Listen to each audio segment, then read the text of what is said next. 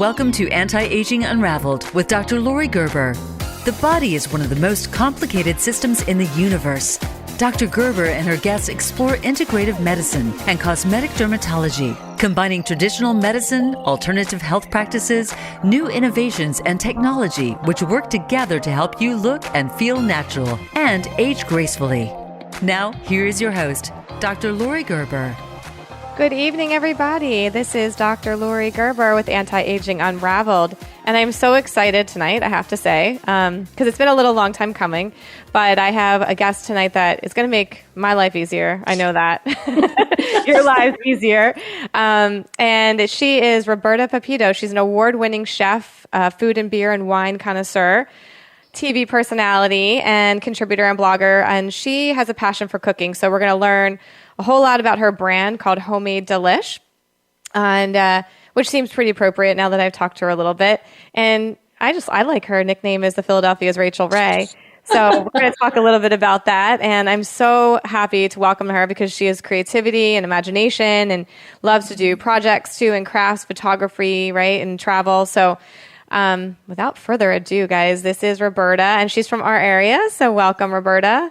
Thank you so much for having me. I'm so excited to be here with you. Of course. I honestly, this is my series on what I'm calling inspiration. I feel like right now with COVID, we all need a little inspiration and motivation. And this is one of those times where I'm not going to talk about science, which doesn't happen very often. Well, you'd be surprised. Cooking has science in it. So okay, all right. There you go. You're going to bring out some collagen boosting foods and exactly some chemistry. I'm all in. So we're going to talk a lot about just kind of how you got where you are and what we can do to be more like you, because I know there's things that I want to do to be more like you. And honestly, I think really just what you did to get here. This is one of those things where I like the story, the inspiration. I have a couple women coming on like yourself that have been motivated by different things in their life, men as well. And I just think we should have fun with this. So, we'll talk about where you came from. So I guess I'm going to go through, I did write some questions up for you, but I think what I'm going to start with is really, how did you know that you love to cook? Like where did this come from, right? Because I hate it. If those of you who don't know me, I'm not a chef. I do not like cooking. Well, I think it all stems from my family being Italian and Brazilian. So you have that Latin and that Italian kind of family growing up. It's one of those things that you just learn. You're in the kitchen constantly. My dad being a chef and a baker. So I was constantly, in the kitchen with him or at the bakery with him. On the other hand, I'm not a baker. I cannot bake for the life of me because that is a science. You have to weigh things. Things have to be, perfect. But cooking is more of like taste and stuff. Having an Italian grandmother, you ask her for a recipe, she's like, you just got to put the love in it, kind of thing, because that's just the way she cooked. So, and that's what we're cooking. And I think a lot of people don't give it a chance is just cook as it, like make it fun, and get your kids involved and stuff. So that's where it stemmed for me, was just from family, Where was your dad's bakery? So my dad's bakery, he worked for a Jewish bakery. It's kind of like a factory. So it wasn't like just a walk-in. Okay. So if you ever saw Jeff Solomon back in the day, there was like the bakery. He used to work there. And then there was Al's Bakery in Northeast Philly. Oh. So, okay. We're around a little bit, And so Italian and Latino, you said? Yep. So what type of Latino? Brazilian. Brazil. Okay. Yep. Okay. So do you have a favorite part of that? Is it Brazilian cooking, Italian cooking? Do you have I think I actually tend to go towards Italian cooking a lot. I do love Brazilian food, but I feel like my dad is like the main person for that, or my aunt, like on his side of the family. My mom's side of the family, not so much great cooks. They're more like personalities. Like my grandmother was a radio personality and stuff. So I guess I got two of the best, with speaking and doing TV and then cooking. So do you remember the first thing you cooked with your dad? I don't, but I do remember with my grandmom was gnocchi. Oh, okay. I was always in the kitchen. Yeah. She would always teach us how to make the little gnocchi with the little curves in there and stuff. So I was a kid and I loved it because it was like dough. You're playing with dough, you know? So did you cook with your dad a lot, or was it mostly grandmom? It was grandmom, but dad did teach a lot. Like as I got older, I would get in the kitchen with him more and more. So we would make like lasagna and stuff like that. We would make a Brazilian stroganoff that he makes, but I was in the bakery with him at little. So when I would go in a bakery, we would make bagels. I remember that. So I do remember that. Good Jewish bagel, never go wrong. I know, right? So so I can't get my son in the kitchen. I mean, this is like something that I've struggled with for a long time. And I guess kind of maybe it feeds off a little bit in the fact that I really don't like cooking. Sorry. Yeah. But I try to encourage him to cook with you. What do you do with your kids to try to bring them into the kitchen? Well, like I said, I was always in the kitchen at a very early age, and that's what I did with them. They would be in the little rocker, and I would make them like smell different things. So they grew up obviously with me. My daughter more now than my son. She loves being in the kitchen with me. She even loves doing lives with me. Really? Okay. Yeah. So I think it's more about, well, what do you guys want to do? What do you want to cook? So I think a fun thing too that we started doing with our kids, I don't know if you know the show Chopped from Food Network. Mm-hmm. So we'll put different ingredients in a bag and we'll let both of our kids in the kitchen and go, all right, you guys have to work together to come up with something. You're going to have to make an appetizer, dinner, and dessert. So every round, they have to learn how to work together as a skill, but then they also learn how to, cook stuff that they want us to try. And I think it is. It's not bad. You're going to ask if it's good. It is. I mean, there's a couple of photos there that my husband saw of me that I was like making faces about what they were like creating, but it turns out good, and you're giving them criticism too, which I think kids should learn. Not everything is going to be perfect.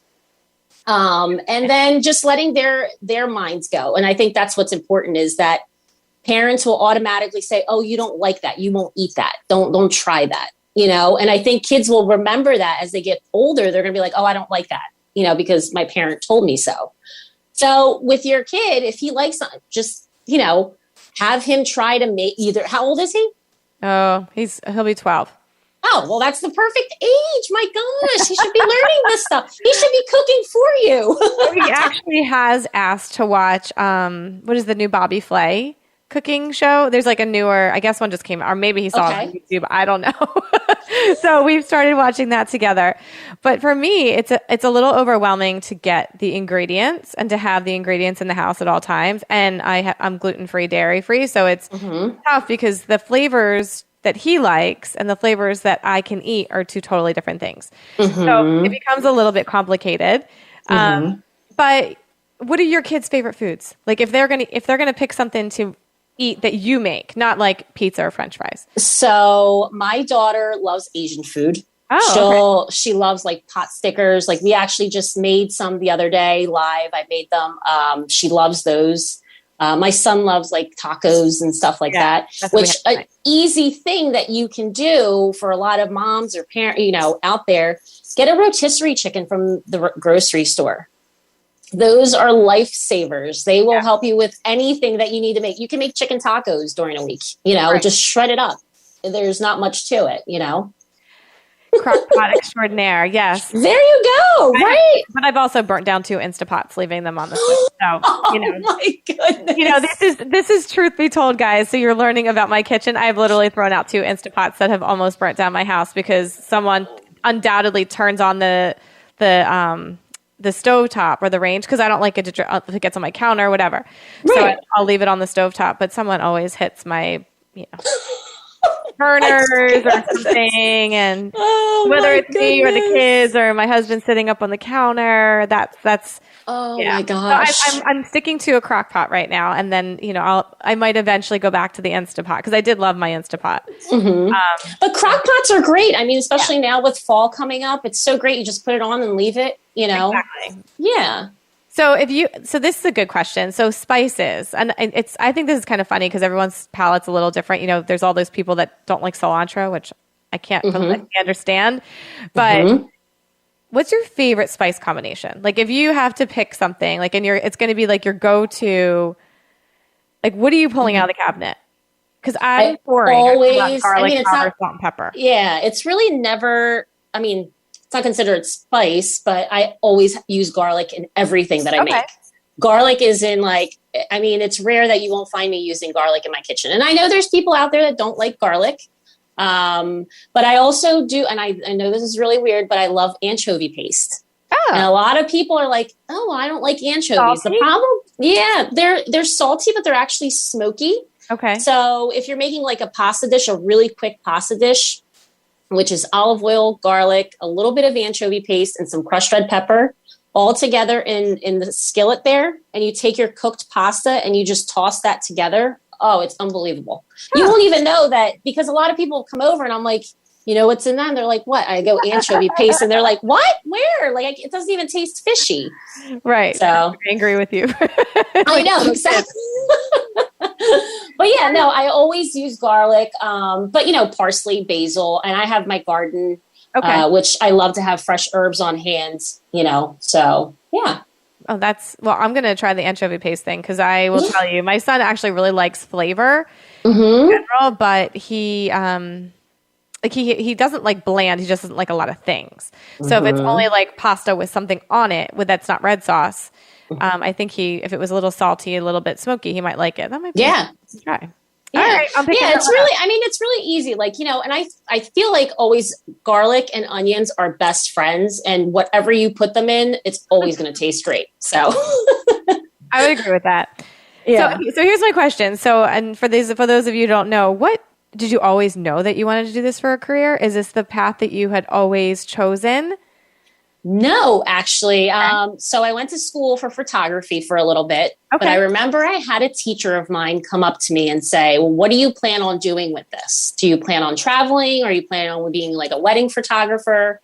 Do you plan on having a family? And I said, I want to have a family one day. And he's like, well, you know, just to let you know, and obviously this was almost, 20 some years ago, but he said, I don't see you making that much money if you're not traveling, unless you plan on traveling with your family. So I was like, oh, okay. So then I did a little bit of nursing. I was like, you know what? I'm not going to do this anymore. This isn't for me. And at that time, I actually ended up working as a title insurance clerk for houses. So that's where it started there. And then I had my kids. So I never went back to work, and I was at home, and I always cooked. And then my husband was the one, hey, you should start a food blog. Oh. Food blogs are big right now. And this was in 2011. And I said, you think so? And I started just cooking. And from there, it just started people requesting more recipes. And it just started to build. Like you said years ago? Yeah, 2011 is when I started. Yeah. Wow. So, and is that when Homemade Delish was born? That was when it was born. That was my website. And from there, it literally just went up. And I think it's because the consistency, I was always posting my recipes and people were loving it. Instagram wasn't huge yet. Right. Twitter was somewhat, but it was Facebook still, but it wasn't anything like the way we use now. Social media is massive now. Yeah. Yeah. Well, you're not putting on a post on twice a day or daily. Yeah, it's true. true. We're talking about how we can't keep up with this, guys. So this radio show has forced me to do things that I otherwise would not do. So, it's a good thing. Yeah, but it's a lot of work. Mm-hmm. So how did you gain attention? So people started seeing your recipes, right? And then, what?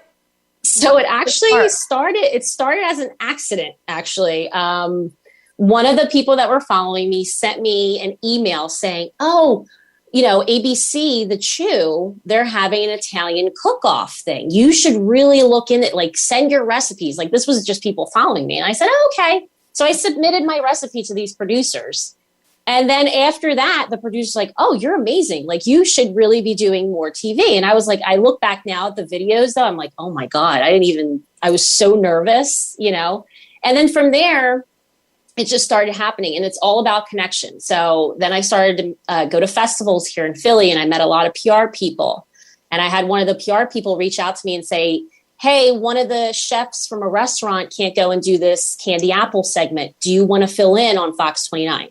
And then from there, it was it. That was my first gig there. And then it just started going, and just producers reaching out, and you just go. You go with the flow. And I remember being nervous at a lot of shows like Dr. Oz, Rachel Ray. The first time I met Rachel Ray, I thought I was going to puke on myself because I was so nervous, What did you do? Do you remember? What was I actually did that pasta dish, the aglio e olio. Yeah. And then I did another football thing for her show too. So yeah. Yeah. So I always say that being in public, once you get used to it, if you know what you're talking about, it's very easy. As long as you don't mind the public speaking part of it. It's when you don't know what you're talking about and you might flunder or flub something up that you get nervous. And cooking for you is natural. So, it's pretty easy to just talk your way through it. Whereas if I had to cook on TV, forget it. Hey, I could give you needles in your face. Right. You tell me. And I think that's the thing. Once we have our special, your specialty, that's what you're good at, know. But it is hard for some people because I remember certain people reaching out saying, oh my gosh, it's my first time on TV. Like, I'm so nervous. And I'm like, it's going to fly by so quick. You're going to be like, wait, what? And you know how it goes. I do. Yeah. Listen, I'm not there yet. Maybe one day, Dr. Phil. All right. This is where we're going with this. But one day, I always tell myself it's going to be Insta famous and it's going to happen. So my Instagram's just going to shoot through the roof and then, I won't have to worry about money anymore. Goodness. I have a friend actually who does, I should say friend loosely. He's the son of one of my friends who does an Instagram and he's Willy Wonka. So if anybody out there has seen Willy Wonka, now I'm sure I'll blow up his Insta right now. But I happen to know this kid, and it started out as a bet on a boat because they were bored, and they just bet each other. It was two siblings bet each other that they couldn't get more followers than the other one. And now he's making millions and millions of dollars out in California, hanging out with Bieber, And it happens. Yeah. It happens. It goes really, really quick. One of the events that I was part of New York City Food and Wine Festival, there was the after party, which was with just chefs and celebrities. And we were literally hanging out with Neil Patrick Harris the whole night. My husband and him became like buddies. And I didn't want to be like fangirl because in my head, I'm like, oh my God, I want to take a picture with Doogie Howser. But I'm like, no. So I'm like, oh, why don't I get a picture of you two? Like just casual. So I took a picture of my husband with him, but I'm like, I wanted that photo. And he was like, oh, she just wants my photo. The whole time. Yeah. Yeah. I'll be at the red carpet for Golden Globes in a couple of weeks. And I know I'm going to be like starstruck. Yeah. And I'm supposed to inject people there. So we'll see how that goes. It's going to be like, Make sure you're paying attention to the people in front of you. Well, I'll be in a tent. So it'll just be one. At least I have one at a time. Oh, that's anyway, so I was catering this to women too that maybe are home, stay-at-home moms. A lot of them are really creative like you, right? They love to do crafts and that kind of thing. So, you said to start the blog. Would you say that now starting a blog would be what advice would you give them if they were trying to start now? Well, now, the way to go, like we just said, it's all social media. Instagram. Oh yeah. Instagram is huge. I still post on my blog. I should be posting a lot more, but I don't. I post more on my social media. I put recipes on there. I do like the IGTV, all those things that Instagram can give you. But I think it's just staying consistent and relevant, talking to like the people that ask you questions. But it is hard, because there's so many of us out there now, so you're competing with one another. But as long as you have your fan base and your fan base keeps growing, you just have to stay that way. Right. And I always tell people, don't take the easy way out and buy followers because it'll hit you back in the butt. And companies are starting to get smarter too. They're starting to look at your engagement. So if you only have a certain amount of likes, but you have like 50,000 followers, right. Exactly. So they're getting there. So, but like I said, just stay consistent, Is there, any tricks to the trade to getting attention? Like, is there something to do with like a video or a tag or anything? Or you? Like the hashtags. Yes, everybody uses the hashtags, but they do. This is the thing. We have the internet in the palm of our hand. We can find anything and research. And trust me, I sometimes research stuff through the middle of the night, and I'm like, I need to get sleep. Like, why am I still doing this? But, you can find everything there. How many posts you should be doing. You should be using every single thing that, like, not just Instagram, but every social outlet gives you to use. So they tell you, like you said, twice a day or, depending on what time. And it's really, it is it's a full-time job. Well, yes. And the thankful thing is that you're able to do it as a full-time job, really. Yeah, exactly. I think that's what's so impressive. It's that, you just gain this attention nationwide for something that you love to do, which I think so many people would love to have that experience, right? They think, oh, why do I have to go get a job, quote unquote, where you're really making your dream. Right. But the thing is, a lot of people don't see to the struggle that comes with that. Like when we do local TV, you're not getting paid to do a lot of these shows. You may work with certain companies and stuff, and that's where you get your sponsorships and stuff. But, if I'm doing local TV, I have to bring everything that's on the table, right? Every kind of decoration. I have to lug that all back and forth. When I go out to California, I'm only there sometimes for a day or two. And then I'm back. Right. And you're bringing everything. Well, no, not in California. When you do national television, you just show up. That's nice. But with local, the goal is to become national then. There you go. Exactly. Love you, local. We do. We love you, local. Thank you. Don't get me wrong, Fox 29. But, it's hard. It's a lot of work. I see what you're saying. It is. Yeah. Okay. So how long do you think it took you to start being able to make a living from this, from 2011 till now? Did it take you 5 years? Did it take you? I mean, it varies, it varies. I mean, there's a year there where you may not be making much. Especially with COVID, right? Yeah. Or there's a year there where it may go by a couple months and you're not getting any opportunities or anything to partner up with. But then you can get contracts that you're signed for the whole year with a company, and then you're good, you're set.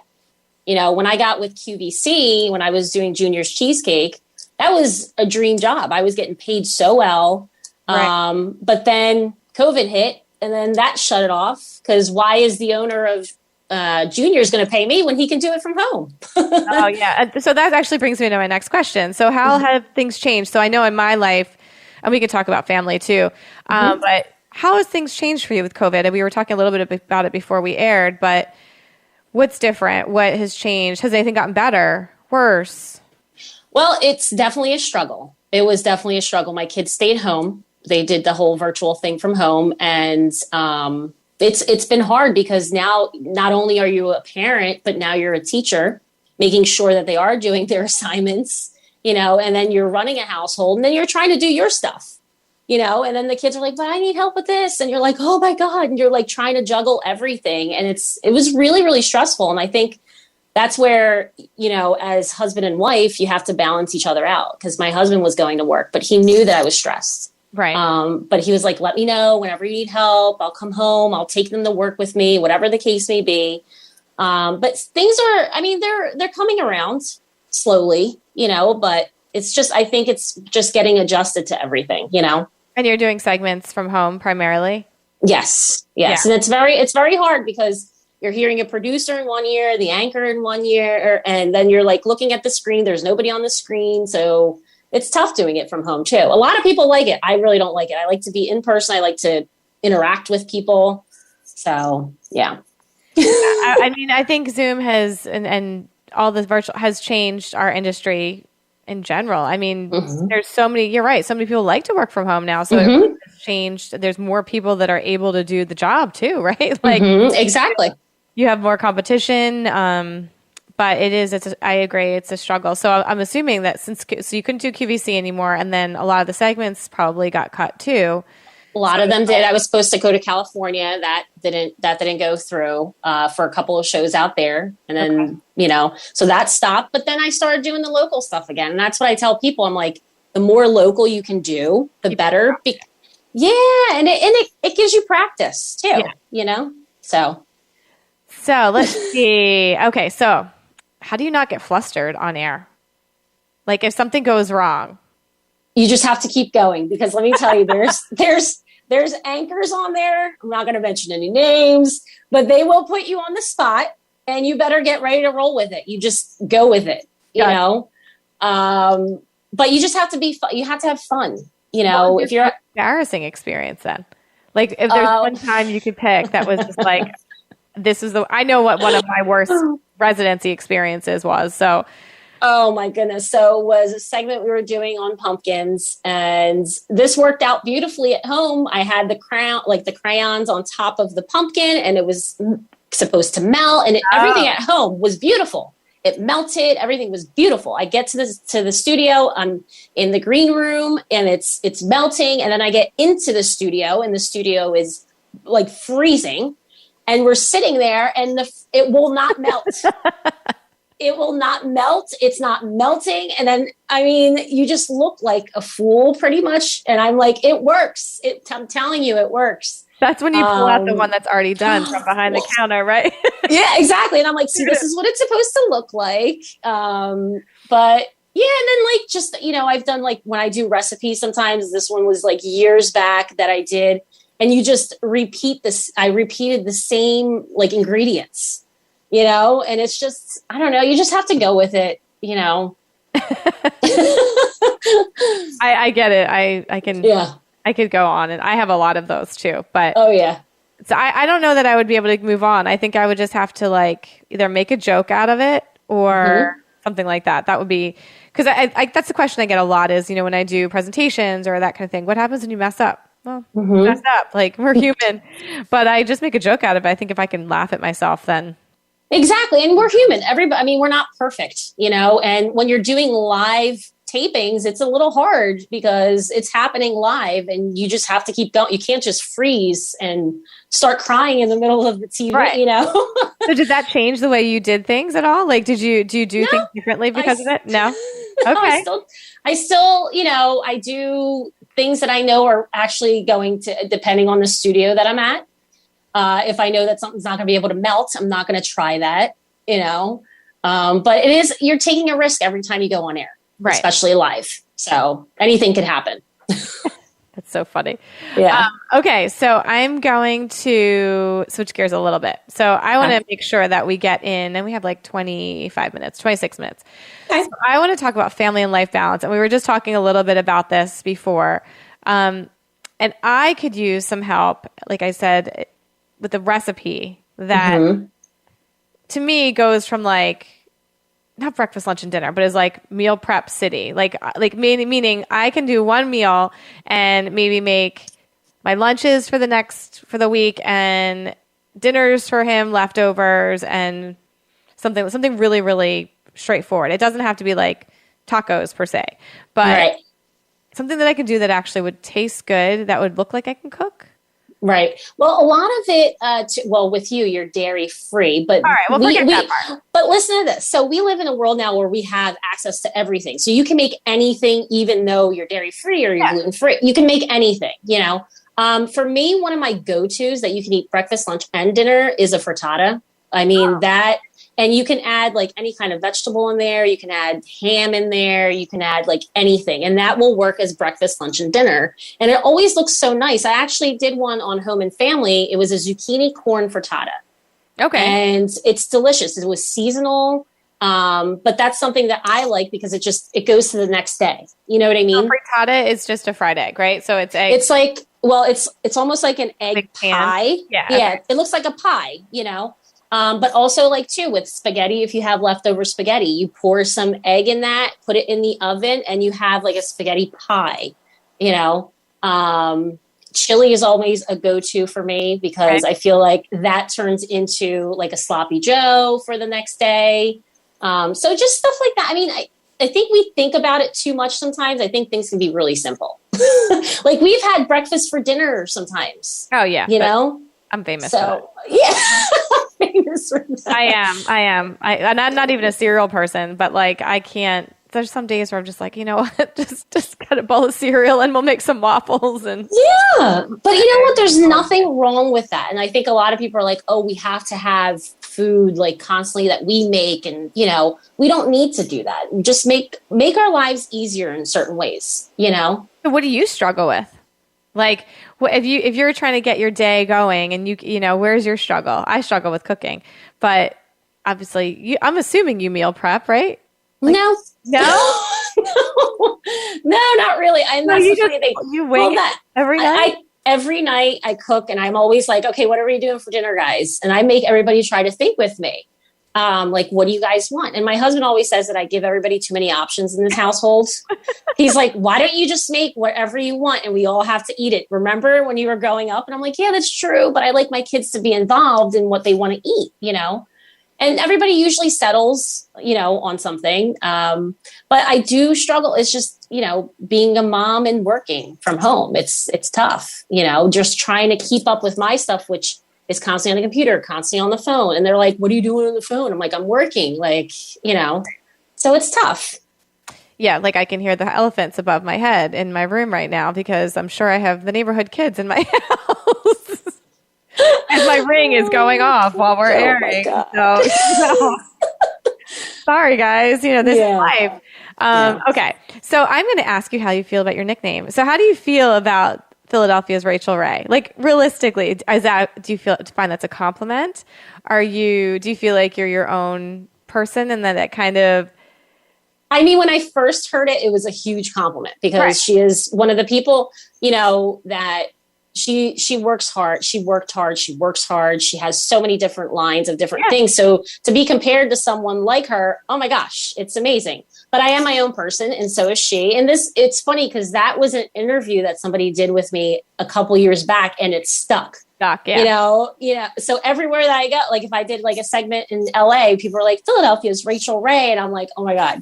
So it's nice, but at the same time, she's Rachel Ray, I'm Roberta. Like, we're two separate people, but I do admire her for her work ethic for sure. So. Well, that actually brings me to my next. So if you had to pick your food gods or goddesses, like who do you idolize? Who do you look up to?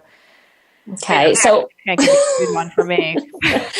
So other than my dad, because my dad's my number one, I would have to say his name is Jacques Pepin. And I know a lot of people that are out there might remember PBS on the weekends. Oh. He used to cook with Julia Child. Now he has his own, he's had his own show and books forever.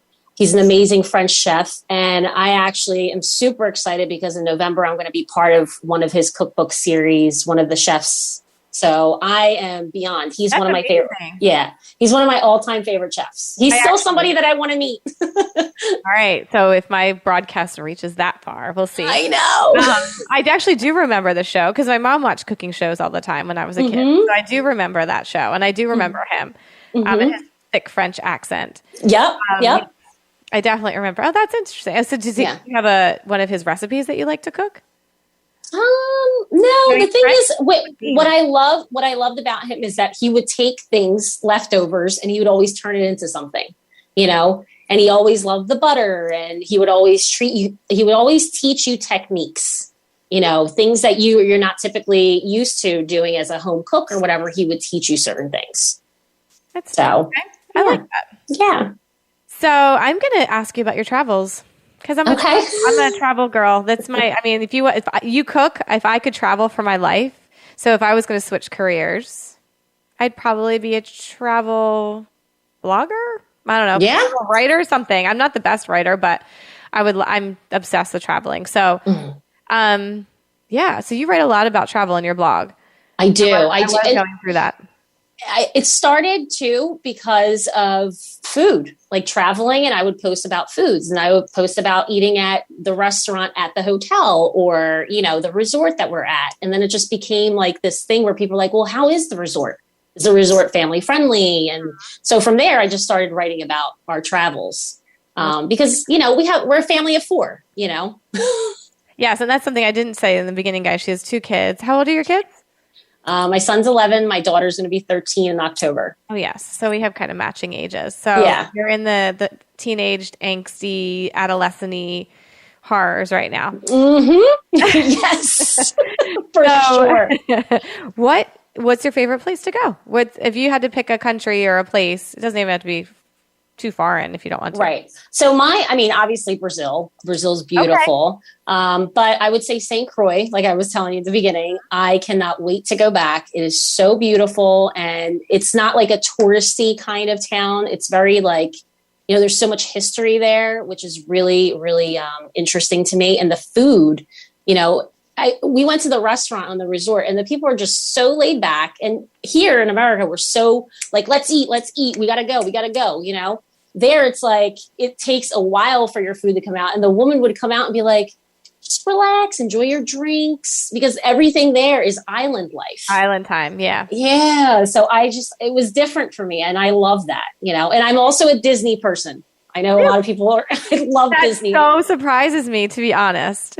I love Disney. I would go tomorrow if I could. All right, Michelle, if you're listening, my cousin, Jay, really? Go with Roberta because she's going to go back soon. No, oh my God. I love it. I love it. We've been taking my kids out for the past like 5 years. And my husband's like, we have to go back next year. I'm like, yes, we're going to go probably because, there's new rides and stuff. That's funny. Yeah. Are you, the food? Like you're okay with the food? Well, Epcot has pretty good food, when you go around the different worlds and stuff. I mean, it's not amazing, but it's not too bad. I tend to go eat in the Orlando area, like a lot of like Latin and Cuban food down there, which is really good. Okay. Yeah. Maybe I'll have to check that out. I ate it and I can't remember what it's called. It was like almost like an old speakeasy. Last time I was there, that was really good actually, but I'm always disappointed by food. So now I'm going to have to go back and try to get some, although we went for the Food and Wine Festival in Epcot 2 years ago. And actually it was very good. Yeah. Epcot's not bad for a theme park, but it is a fortune. It is. But you're there, you're in a magical place. That's what I say. So where in Brazil have you been? So down south, well, my aunt is from São Paulo, which is the northern part of Brazil almost. Yep. And then my family is down south, which is Santa Catarina, which gets colder than the north. I was born in Curitiba. I wasn't even born here. Okay. My parents came here when I was like a little less than a year old, but I am a Northeast Philly girl through and through because I was raised here, so Philly's my number one home. So where did you, where Northeast did you grow up? Ronhurst section. Oh, okay. Which school? So I went to Washington. Washington? Yeah. That's where my mom went, actually. Yeah. It changed a lot after I left. Yeah, it did. It changed. I mean, and my parents owned a Jewish kosher butcher shop, actually. So the fact that I don't know how to my grandmother actually was one of the first prepared chefs in the Northeast Philly area and would sell like her prepared foods. Oh my goodness. I know. And I just did not, and I'm very much like her. I'm very much like her, but I just did not catch that gene. I don't know. Gene of cooking. I have the business gene, the part of it, to start up business and all that stuff, but the cooking part of it. I have all her recipes. And you should try it. I've done the Jewish holidays. And again, I have made attempts, like even actually during COVID, I tried some Asian food stuff and I made, latkes last year. So I've tried and I'm not terrible. I hate cleaning up and I don't have, there's a trick to that. Solo. My kids aren't going to do it. Yeah. I mean, the thing is you cook as you go and buy plastic and paper plates so you don't have to worry about all that, right. Don't send me any environmental notices, guys. Right. Yeah. Paper plates. Throw them away. Plates. I get it. Okay. So let's see. So how about your favorite restaurant locally? I have so many. Everybody, I mean, so many people put me on the spot with this, and I don't know. We're not getting anything out of this, guys. So this, interested. Well, okay, so I'm going to keep it local to where I am in Bucks County. Okay. Like we are Guru's Indian in Newtown. Okay, I've not been there. Believe it or not, and I work right across the street. It's really good. And then Lily's Indian. I'm going to give you guys like a little breakdown. Indian in Jenkintown. Okay. That's Montgomery County though, but they're really good. And then in Warminster, there's a place called La Voglia, which is Italian. Oh, unbelievable Italian food. They're really, really good. La Voglia. Ardana up in Warrington is fantastic. So I have my local favorites that I like to go to. I have a Latin place around here too, Andale, which is fantastic. So I try to support my local businesses, small businesses, because we have so many chains, but you should always find those little corner places. You would be surprised at how good those places are. So have you ever thought about opening your own? Yes, I've been asked that before too. I've actually had people come to me and going, I'll go in on it with you, or I'll give you the money, open it. And my thing is, I never say never, right? but I don't think I would do it because I feel like it's such a huge commitment that you have to be there 24/7 because that is your name on the line and that's your food that's being prepared. So you have to trust that person like beyond. So I don't think so. What about like a prepared food service? I've had people say that too. Homemade delish. Somebody actually, a friend of mine. Perfect. I know. I was like, maybe, we'll see. We'll see what happens. We'll throw it out there. No, I would order it. I know. I have people in line. They're like, come on, just do that. I'm like, oh my gosh. Oh my goodness. Well, I mean, like I said, I'd be your first customer because there's days where I just don't, I don't feel like anything. Yeah. So I just wanted, did you do any experimenting with your foods during COVID? Were you, did you try new stuff? Not really. We just started, my husband and I started doing lives together. So we started cooking in the kitchen, but we also used to do like a little live sit down on the table and just chat with people. But he was in the kitchen doing lives with me. So we used to call it Big Eats Small Kitchen because my kitchen's so small. This house is his great-grandmother's house. So we're still renovating a lot of it. We're trying to figure out what we're going to do. So there's a lot of planning still going on. But yeah, we started cooking together. So he was like my sous chef and everybody loved that because, he was learning certain things and it was hysterical. And just for our audience, what does he do? He's an author. Okay. So he just came down and you would teach him stuff. Yep. Yeah. And he's always there helping me prep. So he's, like I said, he's my sous chef. So I'm like, cut this, do that. And, he's always helping. So. Okay. Yeah. Yeah. Maybe there's a future career in that. I know, right? Little teaching school. Go down to Newtown. All right. I'm going to stop trying to figure out your career for you. All right. So I'm going to ask you, you kind of gave one earlier, but I'm going to ask you this again. A leftover hack. So something, I actually always have I throw out a lot of leftovers because my family typically doesn't like leftovers. What do you like to do with leftovers so that it's not the same meal, right? Like let's just say you have like, I don't know, roasted chicken in the fridge or meatloaf sitting in the fridge or something. You know what I mean? Is there meat? Yeah. I mean, like, for example, like meatloaf, you can make a meatloaf sandwich, which a lot of people are like, meatloaf sandwich. Yes, it's fantastic. Put some cheese on that. Like, it's great. You can even put a little bit extra like marinara, put some cheese on that and put it in the broiler, let it melt with the bread and it becomes nice and crispy. Nobody's even going to know. With chicken, that you can go anywhere with that, with chicken. I mean, you can add it to pasta, you can add it to tacos, like we said. A favorite of ours that we do is when we have leftover pizza, I turn it into a grilled cheese. Oh. So I take the two slices, I put them one on top of the other, slice them in little triangles or whatever. I mean, they're not, all the shapes are all different. Right. So, but you put it on the little griddle and it actually gets it nice and crispy and the cheese all melty. So, you're not getting like microwave heated pizza the next day. And my kids love when I make that. I put a little bit of extra oregano in there. They love when we have leftover pizza. That's actually a good one. I might try that one. That would be help it be healthier, but it helps them to figure out something to eat. Yeah, exactly. So you use like a panini maker or just like a grilled cheese press? Mm-hmm. Yep. You can use any of that. But as long as it's just getting pressed down, it's perfect. It comes out, like I said, like a grilled cheese. Okay. So I'm going to talk about photography for a little bit. So what is and then I'm going to talk about wine because that's a really important one to me. Oh my gosh. Yeah. I can't believe we even had such yes, on I know. We got 10 minutes. So photography and crafts. So if you love photography, what's your favorite thing to photograph? Well, food. See, I love food. When I first started, like when I was doing photography, it was obviously nature, anything with nature. But now with food, I feel like we eat with our eyes first. Okay. So if something doesn't look appeasing, I don't really know if I want to eat that. But if something looks good, we kind of want to go and try it. Not saying necessarily it's going to taste good, but, we eat with our eyes first. So I just like making my dishes very colorful. So when I go to take the picture, it stands out. And everything with natural lighting too, Okay. So, yeah. It's funny. I mean, I don't know if you know Peter Breslow, but they do so many amazing food photography pieces. Mm-hmm. And I'm always looking at them and saying, wow, that looks really good. Like even with his cell phone, just taking a picture. Yeah. I guess I never, because I like doing art. I was an art major in college. So like you, I realized it wasn't my career. Right.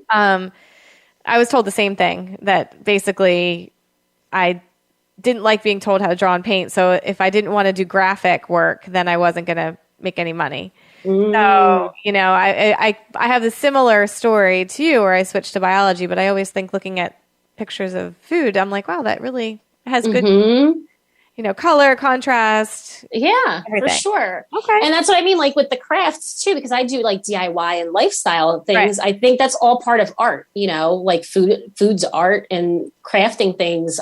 I love doing that too. So I think everything goes. Favorite thing to make, crafting wise. I don't know that I looked through that part of your. I mean, it just varies on segments because I've done segments with crafting things. You know, like bouquets or like crafts for the kids, like for Halloween or, you know, for Thanksgiving, like baskets and stuff like that. You know, food's obviously number one, but, you know, just you got to think outside the box sometimes a little bit, especially in the career that I'm in, because it's not just always going to be food. You know, they want more from you when you're doing TV. So you have to make sure that you have something else to fall back on. Right. Like it's more like a lifestyle segment. Okay. All right. So wine. Oh my gosh. My favorite. Yeah. So I am too. I used to be a big red wine drinker, but I've gradually actually migrated to whites, more for my stomach than any other reason. But, all right. So tell me your favorite wine pairing. Like what? So wine pairings. Oh my gosh. For me, it would have to be a cheese board with wine. Like, I don't know if you've seen like all the cheese boards and charcuterie boards. They're literally one of my go-to too during the week with my kids. We'll make big charcuterie boards, you know. I love it with wine. There's something about like, you know, if I have like a fig jam with cheese or honey with cheese, it's just, I don't know, that sweet and salty combo with the wine. It just works amazing. But I also like fish with white wine, lamb chops with red wine. So, it varies. But like, what's that? Do you have a brand that you like? I do. So the one place is in Cape May. It's called Turdo Vineyards. Okay. They're an Italian winery, and they are out of this world. So if you're ever in Cape May, they have fantastic Italian wine. They actually brought their grapes over from Italy. And something about the Jersey soil there, it grows amazing. Like their wine is fantastic, which is local. But yeah, there's so many, there's so much wine out there that's so good, you know. Do you have a favorite? I used to, and now of course the name's going to blank out. It used to be called, and I'll think about it for a second. But it's a Malbec. It's called the Sophia, but I can't remember the name of the company right now, but it's super hard to find. I haven't been able to find it in a while. But it's a blend. It's New Zealand brand. I loved it, and it was so good. But I haven't had it in a long time. I honestly lately have been drinking Prosecco's, and just trying different Prosecco because, like I said, the red wine hasn't been sitting so well in my stomach lately. That's so funny. Yeah, maybe it's the tannins in it and stuff like that. I can't do white wine. White wine gives me a massive headache if I drink too much of it. So I don't know. Yeah, I've kind of listen. I'll do a gin and tonic any day of the week, but I'm a big cucumber gin fan. So give me some Hendrix and some tonic, and I'm good. That's so funny. Yeah, that's my drink of choice. But I do love wine, and I actually had a cheese board on whatever night that was, Saturday night when I was out west. So went to a tapas place and had some white wine and a cheese board, and it was wonderful. It's so, I don't know what it is. It just works so well together, you know? Yeah. Listen, as a mom, we need our mommy juice. Yes, we do, for sure. And I'm a bourbon girl too. So I love bourbon. Yeah. Bourbon on the rocks. I love bourbon. You need to come to my fireplace because there you go. My husband has probably 50 bottles. Oh my goch. Yeah, or more, to be honest, of all rare bourbons. I mean, it is, don't come to my house, guys. But it's pretty impressive. So yes, he'll come over and have a drink. Yeah, for sure. He does tastings every once in a while. So oh, there you go. I'll bring the charcuterie board. There you go. And you guys, have the alcohol.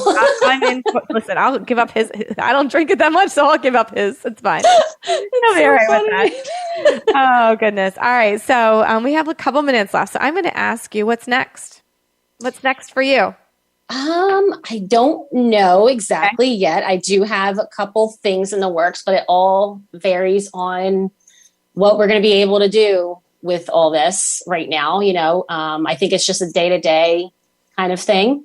I am going to try, I think, a cookbook. I did have like a demo cookbook that I had that had pairings and stuff like that when I did festivals, people could purchase. So that did pretty well. So I might go with that route and just like make a bigger one. Okay. So we'll see. Yeah. I mean, you could do like a virtual cookbook where people log in to see your stuff too. Mm-hmm. Until it goes live. Yeah. Okay. So just for the viewers, because I think a lot of people, we didn't really touch on what shows you've been on, kind of what you've done in the past. So you've done QVC. Mm-hmm. Rachel Ray. Dr. Oz. Oh, Dr. Oz. That's right. Home and Family for the Hallmark Channel. Okay. So then Fox 29, PHL 17, NBC 10. Trying to think. I know I'm missing stuff. It's all right. I know I posted up on Instagram too on your little thing. I know. I'm missing some. I did stuff for the Food Network, Today Show, stuff like that. I'm trying to think of other ones. It's like when you try to go down the list, you're like, I know I'm forgetting some. That's awesome. But it's so commendable, honestly. It's such a great, listen, you're like living your passion. To me, that's like inspirational. And that's why I wanted you to come on, because I feel like, we have a female race car driver coming on. We have a guy who was rags to riches, basically became a model. And, I think for everybody out there, yes, we're at home and yes, things are different, or maybe we're virtual. But it gives you an opportunity to maybe go in a direction that you wouldn't have gone before. For sure. Yeah. Yes. So, but thank you so much for having me. You're welcome. You're just an inspiration just as much. My goodness. Running like a company and doing all this stuff. It's amazing. Women supporting women. I love that. Always. Yes. And we're going to have to do a cooking segment. So my plans are Let's do a live. I'm going to promise the viewers we'll do a live on Facebook. So we'll do like some kind of cooking, whatever. Maybe you're going to follow everything that I do. I will. Okay. You just have to help me get the groceries. You have to like Instacart it first, because there's no chance of me going to the grocery store. So we need to Instacart it, get them at the doorstep. So funny. And then, for sure. Yeah, and then we'll be good. And I promise we'll do that. Okay. We'll have our drinks. We're going to do our bourbon, and maybe we'll even put that online, except the husbands aren't going to. My husband won't be happy about it, but we can just film yours. Oh my goodness. He won't be happy about it, but we'll make it happen. And there was another thing I was going to say. Sorry, guys. But I think the last thing I want to ask you, because I think we have at least according to my clock, a minute. It looks like we maybe have a little bit more, is what is your favorite meal? I asked you about your kids. What's your favorite meal to eat? Because my favorite meal. I love anything with pasta. I'm such a pasta girl. Like anything with pasta, I'll eat. I don't know. I would have to say. I know this is weird. I know this is really weird, but to me, it would probably be Sunday gravy, like that my grandmom used to make, with like the sausage and the short ribs and the meatballs, and the sauce is sitting all day long. So when you go to eat it, everything's like falling apart. And that's probably my go-to with a glass of red wine. So that's my go-to. That's definitely something. Gravy. Yeah. Okay. I'm going to try something like that now that you're saying that. That sounds like so a good good leftover. It is. Oh my gosh. The longer it sits, the better. It's so fantastic. All right, guys. Well, we have a minute, so I'm going to close it up. So we're going to do all those things live. I promise we will make it happen.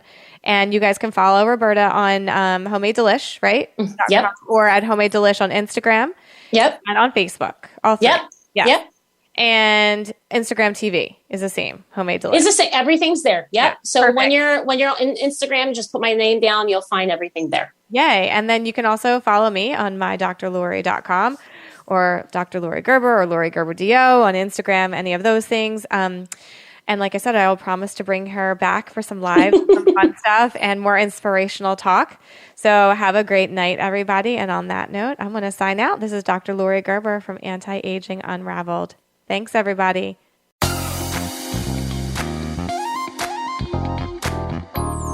Thank you for tuning in to Anti-Aging Unraveled. Be sure to join Dr. Lori Gerber again next Wednesday at 3 p.m. Pacific Time.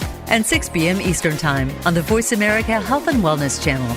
We'll talk again next week and keep you aging gracefully.